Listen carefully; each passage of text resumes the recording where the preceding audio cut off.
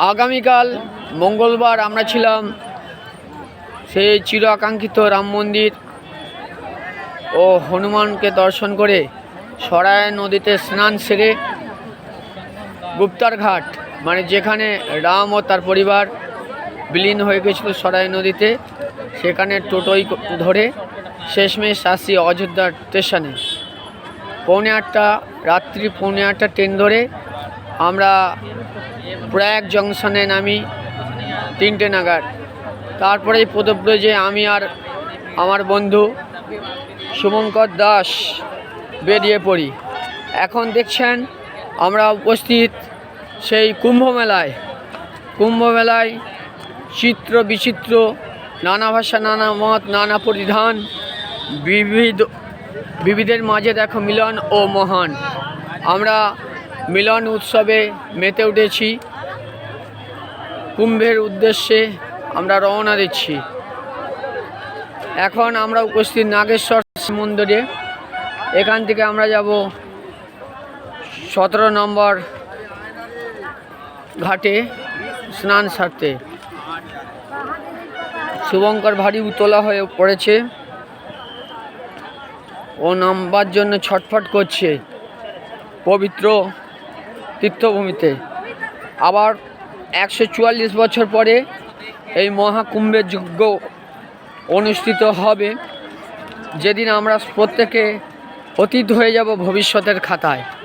শুধু থেকে যাবে আমাদের এই স্মৃতি ও ক্যামেরাবন্দি ইতিহাস।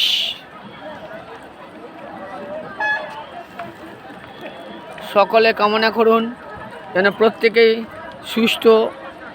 সুস্থভাবে যে যার বাড়ি ফিরতে পারে। আজ কত তারিখ? 12ই ফেব্রুয়ারি, তাই তো? আজ 12ই ফেব্রুয়ারি। কালকে শেষ তো? না, শিবরাত্রি। ও, শিবরাত্রিতে শেষ হবে। ঠিক আছে, ওর মুখে শুনলাম। দেখুন আমরা রোড দিকে এখন নামছি ময়দানের উদ্দেশ্যে। অগণিত মানুষের ভিড়।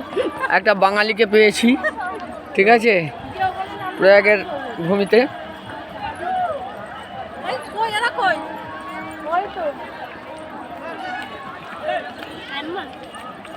ভরায়ের সুরে সকলে মেতে উঠেছে।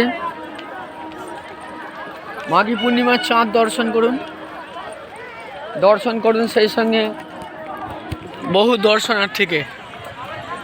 এখানে আবাল বৃদ্ধ বনিতা সকলেই উপস্থিত, এমনকি 80 উত্তীর্ণ বহু প্রবীণা উপস্থিত হয়েছে।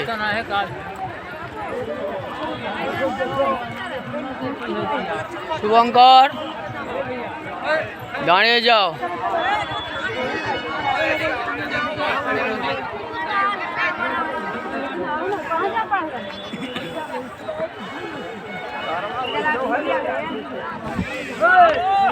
বহু যাত্রী রাত্রি জাগরণ করে বসে আছে।